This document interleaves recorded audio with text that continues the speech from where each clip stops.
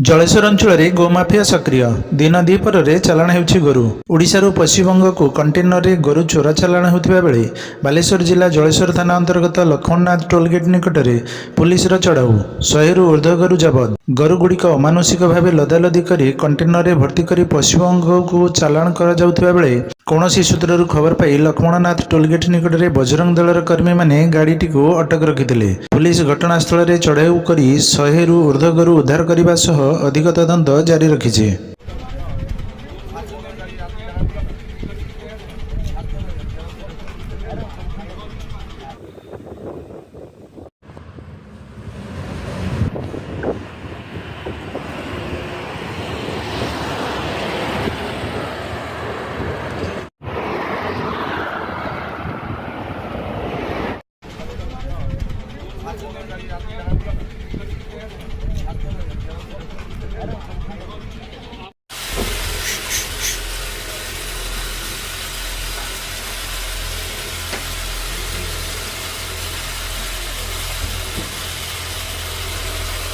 आपणको प्रिय संपर्क लाइव।